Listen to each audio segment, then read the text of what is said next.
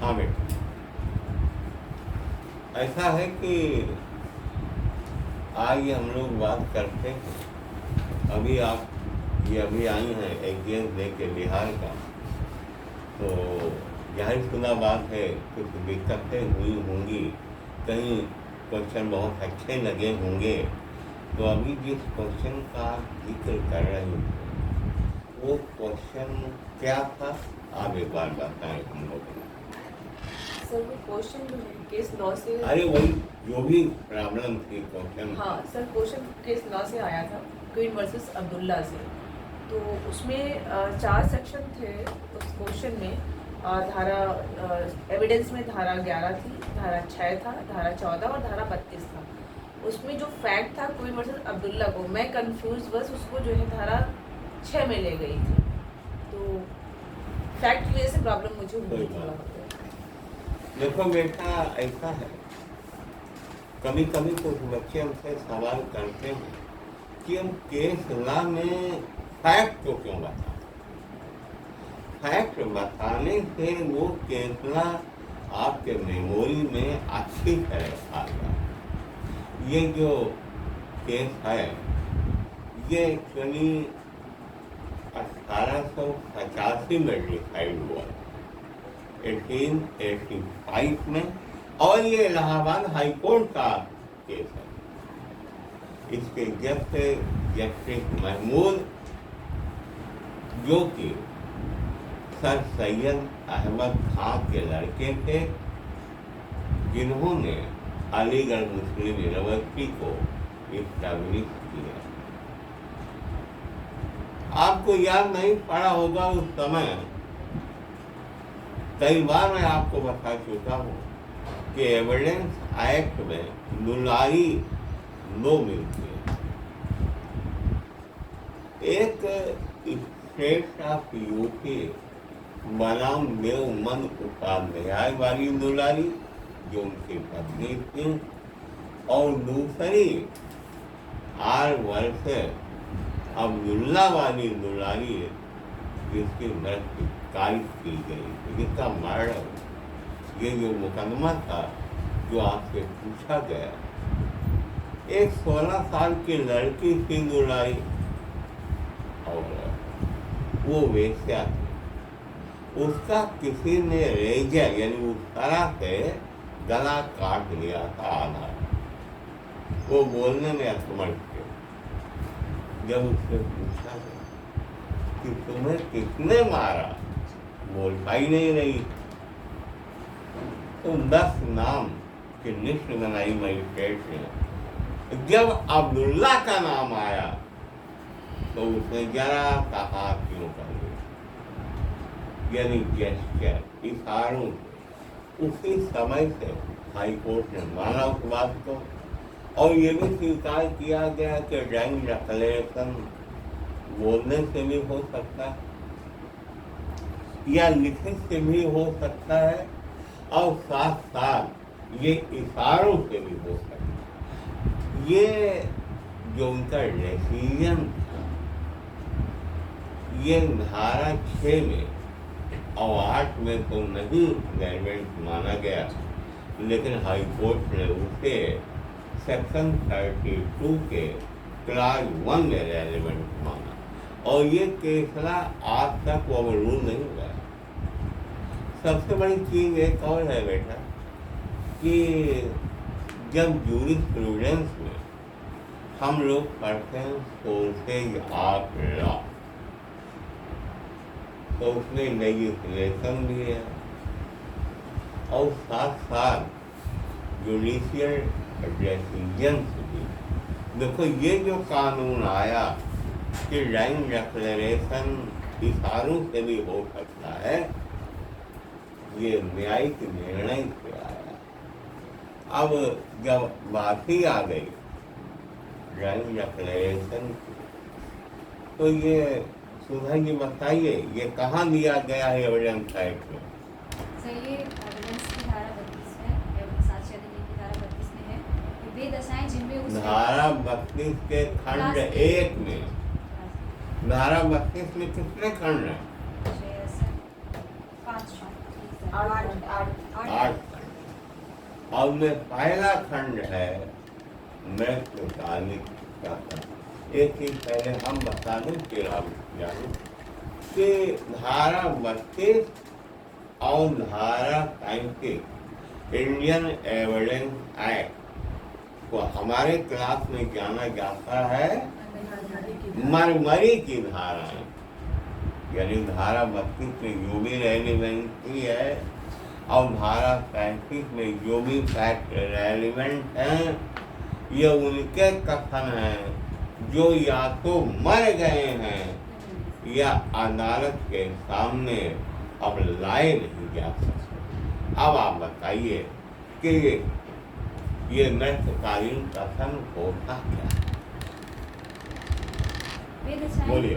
जिनमें उस व्यक्ति द्वारा सुसंगत तथ्य या किया गया कथन सुसंगत है जो मर गया है या मिल नहीं सकता है इत्यादि।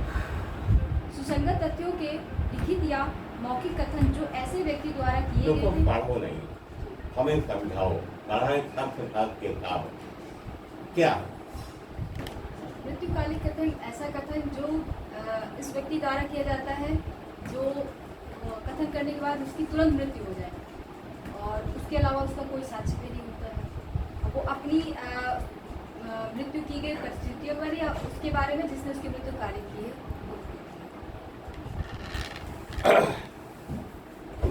अच्छा प्रयास किया है आपने, लेकिन ये बहुत सटीक आंसर नहीं। मृत्युकालीन कथन जो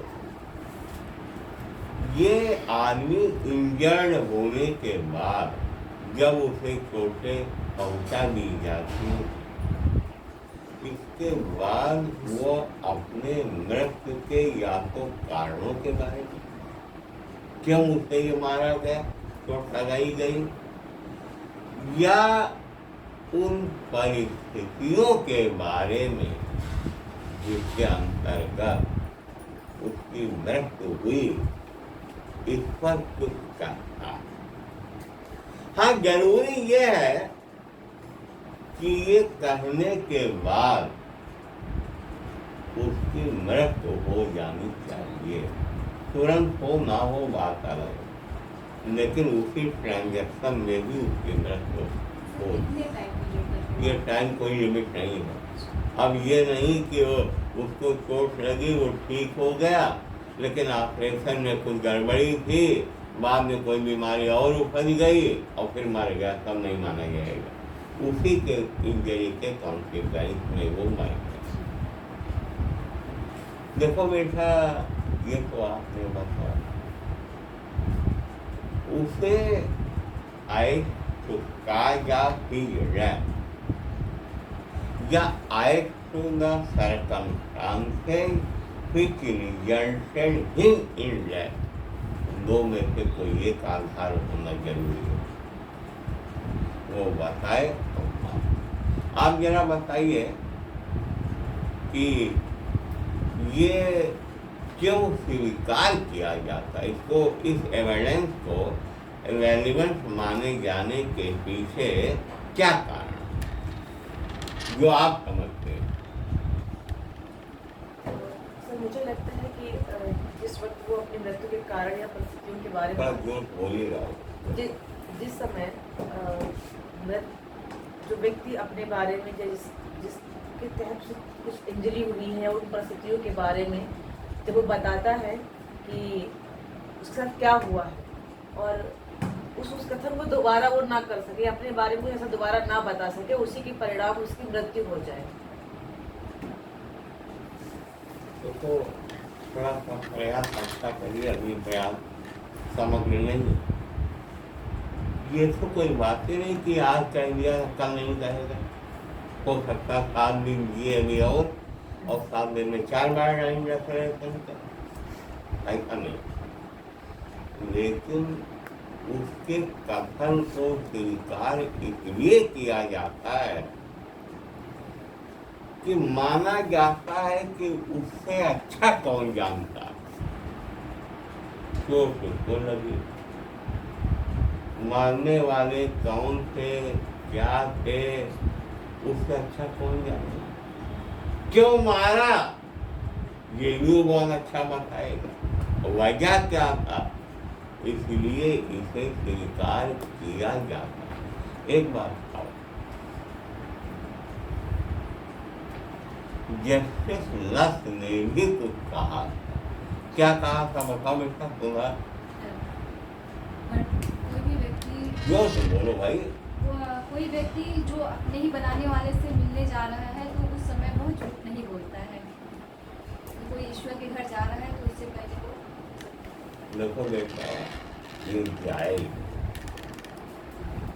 कि जब आदमी मरने वाला होता है तो वो झूठ नहीं, क्योंकि अब उसे सांसारिक चीजों से क्या लगाओ। वैसे आदमी झूठी गवाही देता है किसी को गलत काम पाने के लिए, लेकिन जब वो मर ही रहा है तो क्यों कहे?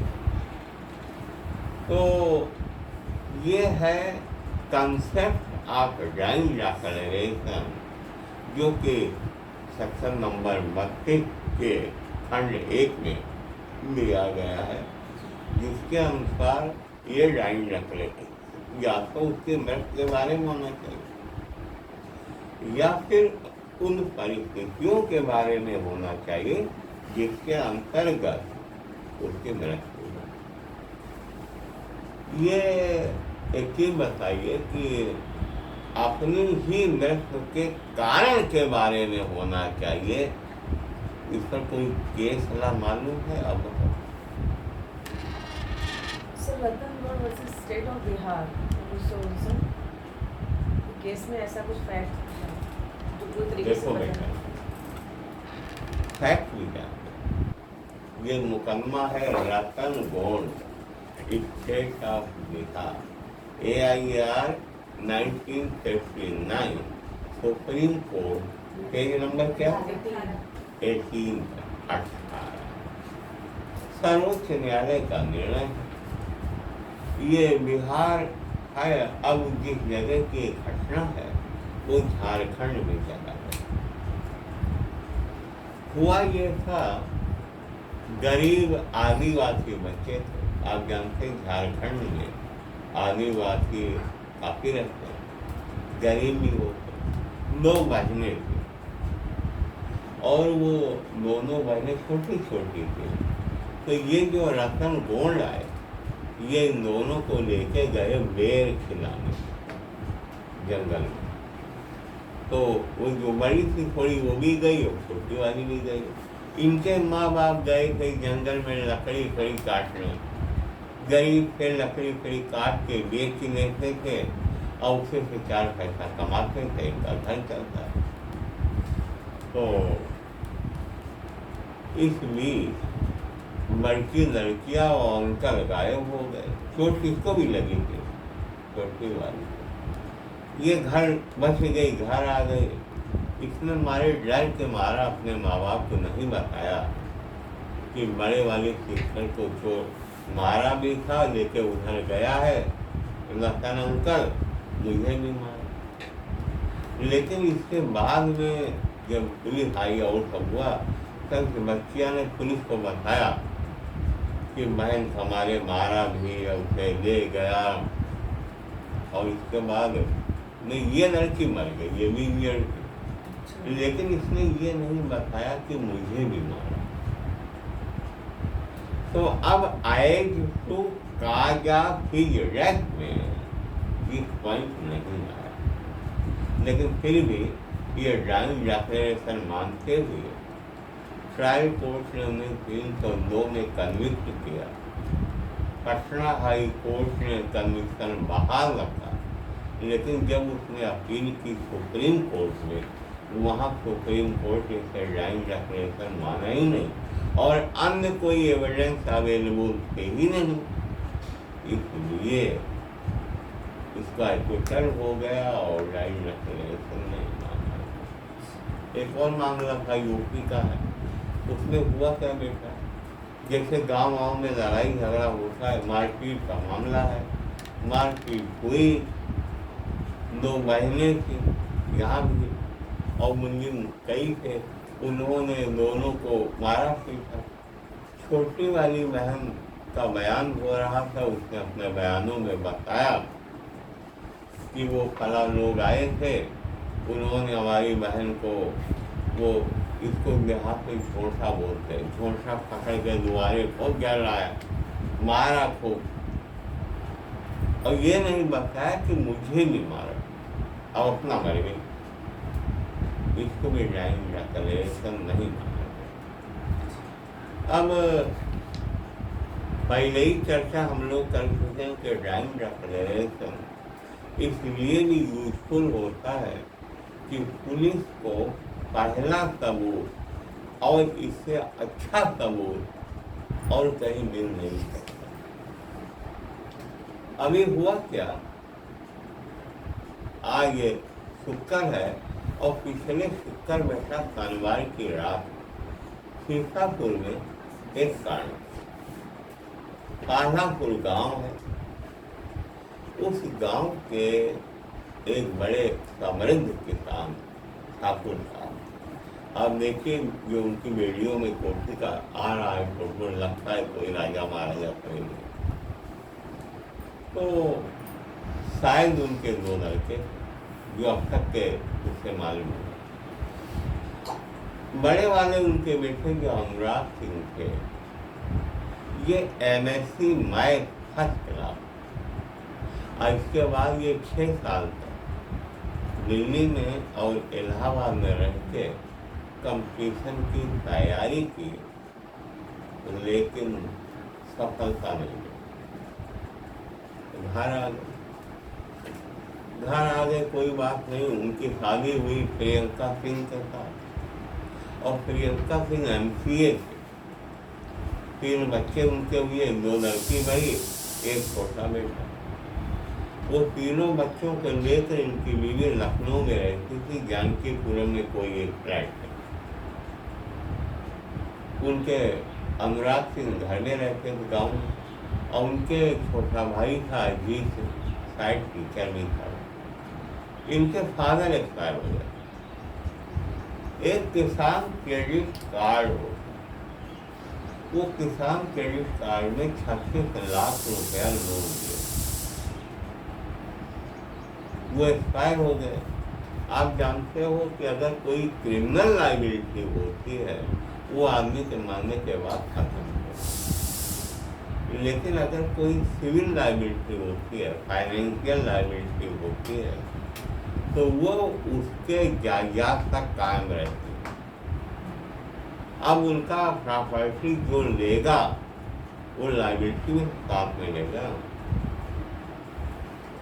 वो कब मरे ये हमें नहीं मालूम, क्योंकि वो हमें जो भी जानकारी है वो टीवी से और पेपर से। बेटा उनकी इन दोनों भाइयों की माँ भी थी, सावित्री थी। तो अभी इनकी फसल बिकी, इस समय रबी की फसल काट गई है, वो फसल बिकी 40 लाख में। इसका मतलब बहुत बड़े किसान, 40 लाख की फसल बेचना आसान काम नहीं। और जिस दिन ये घटना हुई उस दिन एक ट्रक तरबूज इनका लग के गया। तो फिलहाल छोटे भाई ने बड़े वाले को कहा कि वो लोन दे दियो, उसका ख्याल नहीं हुआ। एक बात और है, वो आदमी जब कहीं कनेक्ट नहीं हुआ मेरा तो कोई नशे का आदि हो, फ्रस्ट्रेशन होता ही। इतना पढ़ा लिखा लड़का, MSc मैथ का डिवीजन, और दिल्ली में रहा, इलाहाबाद में रहा, और कुछ भी नहीं हुआ, तो नशा सा करने लगा। तो बेटा शुक्र की रात उनके बीवी बच्चों एक चीज से भी सीखो, how to investigate and how to collect evidence. अब आप लोग तो इन्वेस्टिगेशन करना नहीं है, या तो जज बनना है या प्रोसिक्यूटर बनना है, और नहीं कुछ तो वकालत अपने हाथ में नहीं। तो बस use of evidence, use evidence, इसमें ध्यान देना। मैं इसलिए प्रैक्टिकल चीज बता रहा हूँ, केस आपके सामने।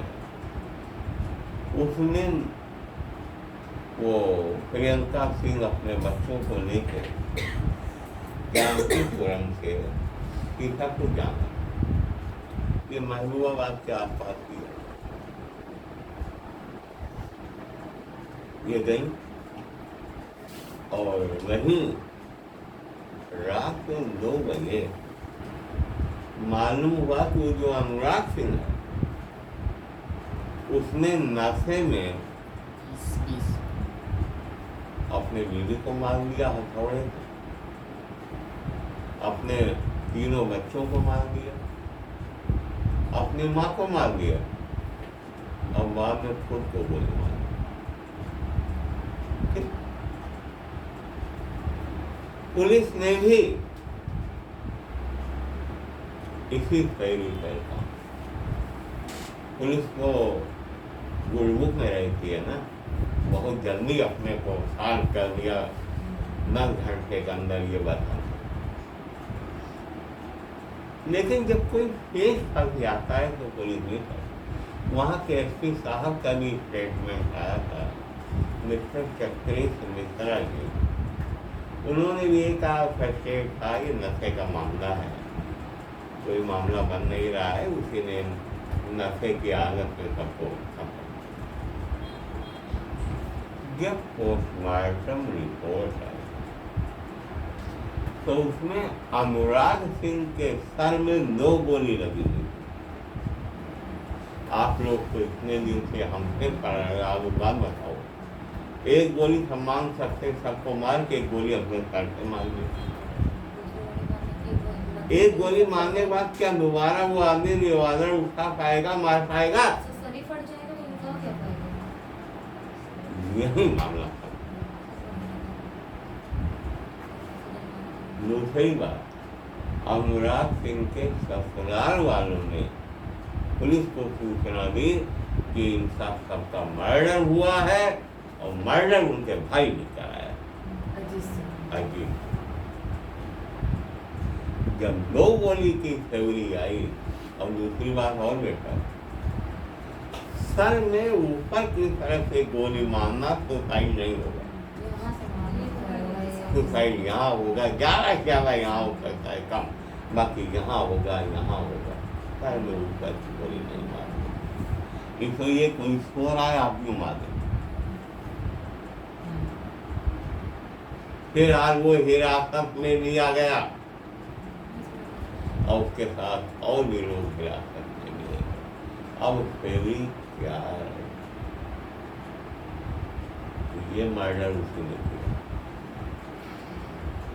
अभी जो उसके बयान आ रहे हैं, उसने कहा कि वो जो भी बताया वो अभी अब भगवान में पूरी बात तो आएगी, लेकिन कुछ कम लिखना, वो हम लोग जैसे आदमी ज़्यादा समझना क्या हो। ला का आदमी बहुत जीनियस होता है, मेरी बात को ध्यान दो और इसको साबित करने की कोशिश भी करो।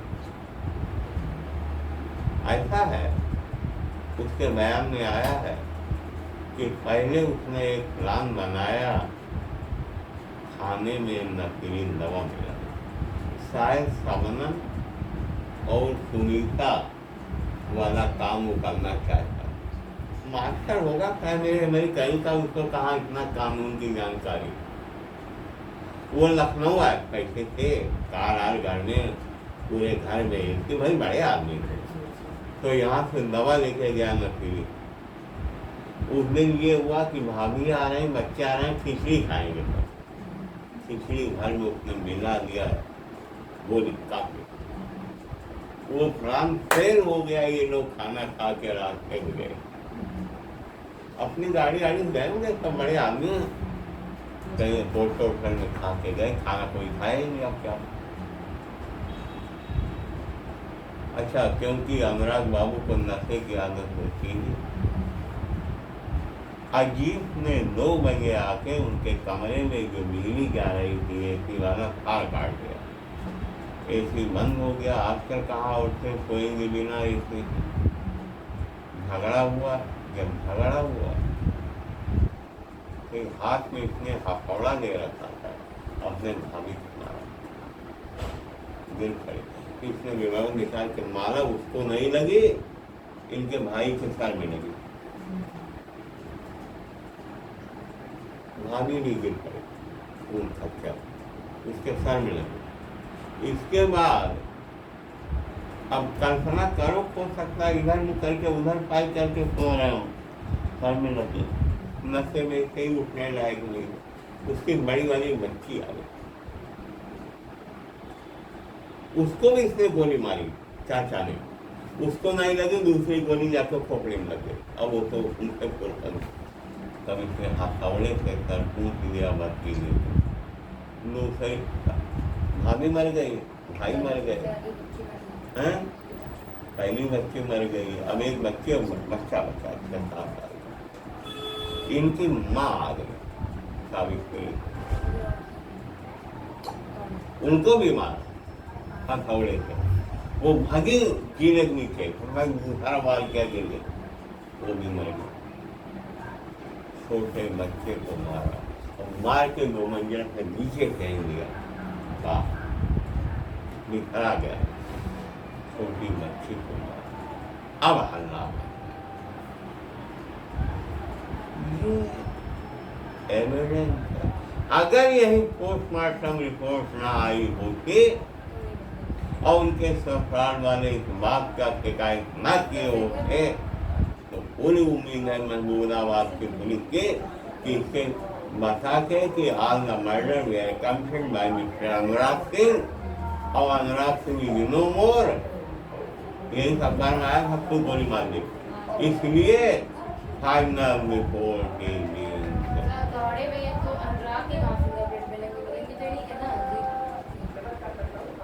अब उसके हफ्ते से आएंगे, अब एविडेंस सारे कलेक्ट अब हो जाएगा। अब सुनो, इसका हमने अभी जिक्र क्यों किया, अगर उसमें कोई जिंदा बच जाता 1 आध घंटा 4 घंटा 6 घंटा और वो बताता तो उससे अच्छा क्या करूँ। इसीलिए स्वीकार करने लायक है टाइम रख ले। अब दूसरा पॉइंट देके लंबा हो रहा है लेकिन कोई बात आज तो कामयाब के लिए है, इसलिए मैंने इसको कहा फिर आज लाइव बनाओ, लेकिन नहीं बना, क्या लड़का है पाकना नारायण बनाओ, बोलिए। अरे बताइए क्या हुआ इसमें, इसके लिए किताब खोलनी पड़ेगी, बोलो। इसका धीरे क्यों ऐसे आराम से बोल सकते, हमको तो जान दे वही बोलिए। इसमें जो मृतक था उसका जो है पैसा पागल नारायण की वाइफ, क्या नाम था मृतक? कुर्नी नुका राजू। वो उसको पत्र आया था कि तुम आ जाओ, मैं तुम्हारा पैसा। देखो वो नंबर खींच रहा है, हम बता दें। एक लड़का था कुर्नी नुका राजू, वो चपरासी था और जिन अधिकारी का चपरासी थी उनकी लड़की को बहुत मानता था। 3000 रुपये उठा दिए 70% जाके, उसी की शादी हो गई पाकड़ा नहीं शादी से। एक दिन उसने लेटर भेजा, मेन बात पे आते लंबा बहुत हो रहा है, तो आप रियल के आओ पैसा लेकर, इससे हमारी खुशी मिली दिखा और चला गया लेने, फिर जिंदा नहीं लगता। इसकी लाश मिली, वो किसी वीडियो में बता चुके हैं, वो गाड़ी के अंदर ये वो हैंड पकड़ा गया।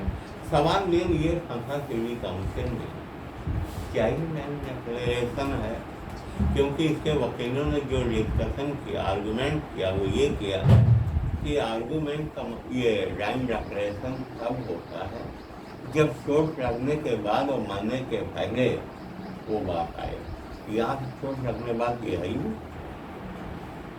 लेकिन लॉर्डशिप ने क्या कहा, उन्होंने कहा कि इंडियन एविडेंस है कि सुनवाई फिर लंदन में हो रही है, क्या लिखा है, उन परिस्थितियों के बारे में जिसके अंतर्गत रखे न लेटर आता, न लेटर बताता, न ये जाता, न मारा जाता, इसे डाइंग डिक्लेरेशन माना। अब एक अंतिम सवाल और अंतिम पॉइंट जो आपको जानना चाहिए, क्योंकि मैं चाहता हूँ कि हमारे बच्चे हिंदुस्तान के कोई भी इम्तिहान देने जाएं तो उनको ये समस्या ना आए जो मैडम को अभी आई है। और इसमें यह है कि अगर कोई केस ऐसा आया है और वो जुनून पाया गया ज्वाइंट डिक्लेरेशन, लेकिन कोई कॉरोबोरेटिव एविडेंस नहीं है, तो क्या इसके आधार पर सजा हो सकती है? नहीं हो सकती। जवाब आएगा हाँ हो सकती है। मुकदमा है कौशल राव बनाम state of Bombay, AIR 1958, supreme court के नंबर 22। इसमें ये बात हमेशा बहुत कारण बताते हैं। एक फैक्ट्री में यूनियन थी, यूनियन में टकराव होता था, उसे मारा गया, उसे यूनियन था, खाली यही एक एविडेंस था, लेकिन यूनियन और जज पाया गया और सुप्रीम कोर्ट ने इसी पे सजा कर दी। तो ये बताइए कि आपके जो भी क्वेरी हो सकते हैं ज्वाइंट डिक्लेरेशन पे, वो सेटिस्फाई हो गई या कुछ बाकी? जी सर। अब तो कोई गलती नहीं ना होनी चाहिए। नहीं। क्यों भाई रुक्मणी? ठीक है, थैंक यू।